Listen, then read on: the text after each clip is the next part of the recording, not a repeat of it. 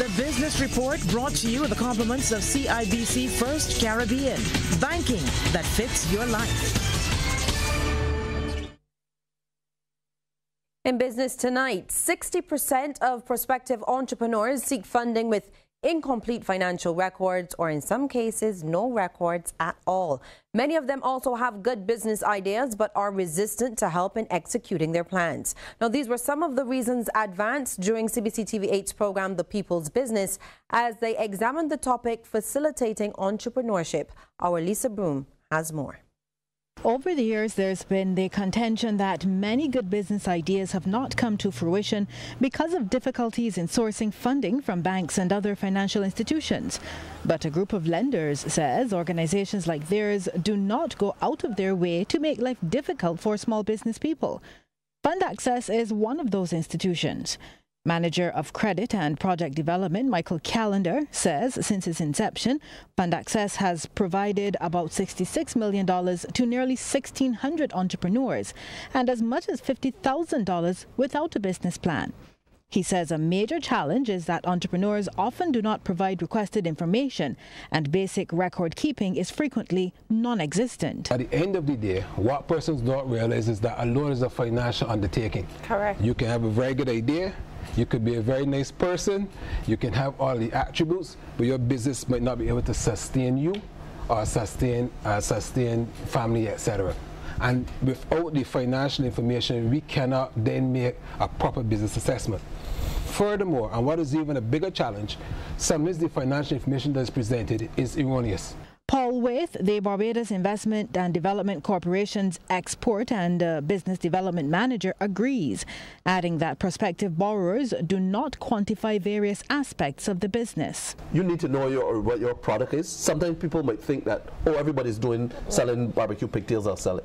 And I'm selling it to everybody too. How are you going to prepare them? Yeah. What is your input cost? Do you have the equipment? Do you have the staff that are trained? So very often persons haven't done the due diligence. Very often persons don't have the discipline to do what's necessary.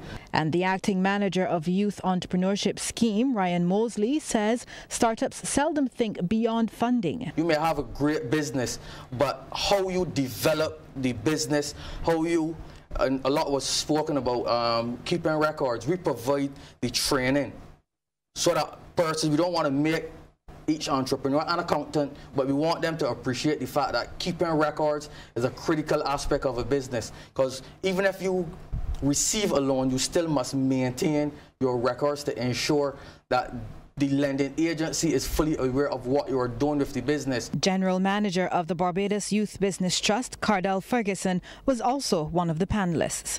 Lisa Broom, CBC News. Well, over the course of this week, businessmen and women in Barbados will be exchanging cards, experiences and ideas. The Caribbean Export Development Agency is sponsoring Small Business Association Week, which is currently underway. The week is being held under the theme, Small Size, Big Thinking, Changing the Mindset for Global Engagement. And Chief Executive Officer of the SBA, Senator Lynette Holder, says that Barbadians can no longer think small.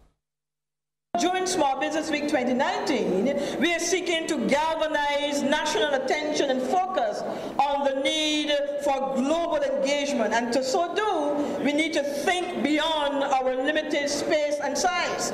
And this is where technology comes in, because we understand that we can leverage the technology that is available to us to reach markets right across the globe.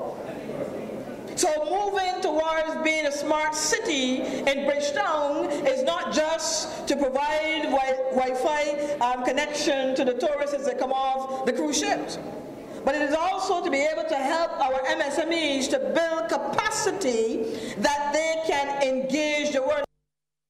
And it's time now to take a look at how those stocks traded on selected exchanges across our region.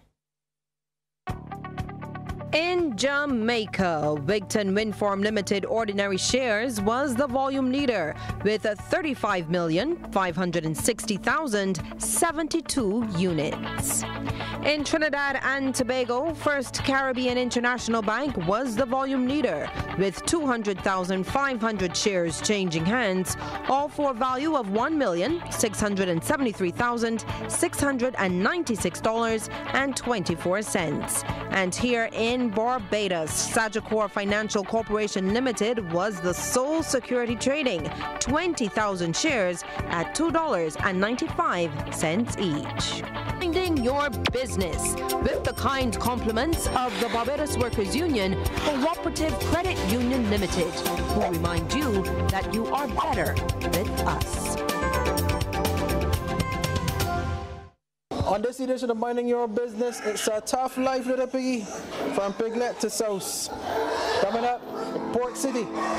Most people probably don't think twice about the origins of their pork chops, Christmas hams, or their sauce every Friday and Saturday. But for Steve Eiffel, every day is pork day. That's why he decided to turn what started as a hobby into a business some 20 years ago. And despite his first love of construction, it's no wonder the first gift he got from his grandmother was actually a pig. And now he has quite a few pigs at Port City. I kept adding to the farm based on demand. At that time it was Julienne. We were providing pork carcasses for Julienne and Peron at that time, and the demand became more and more and more, so we keep expanding. While those numbers were looking fairly good in the early days, they've taken quite a hit in more recent times.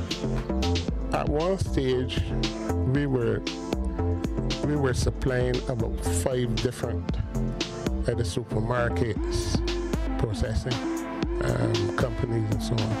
And our numbers had gone up to about 750 pigs on the farm.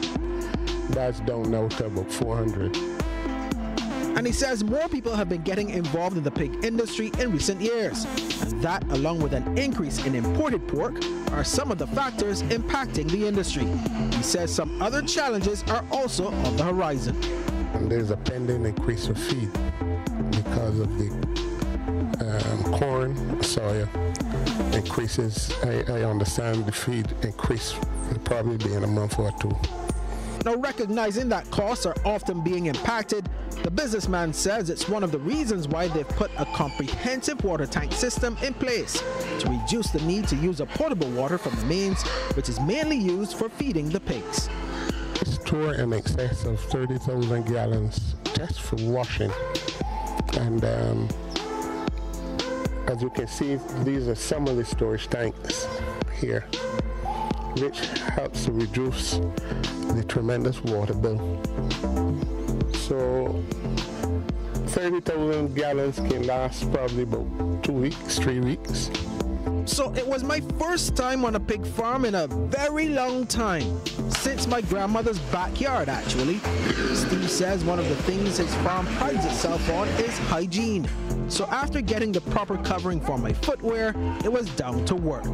He explains that they have the full pen system in place from piglet to sow or boar, where the sows are separated when they are identified as having young, and also raising the pigs through the various stages from 5 to 6 weeks to 11 weeks or beyond.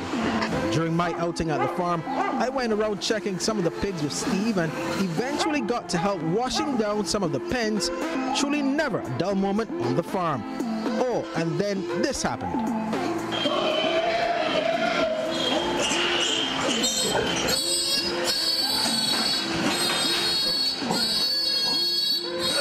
I'm gonna pick up you, boy.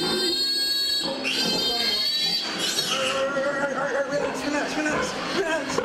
It's okay. It's all right.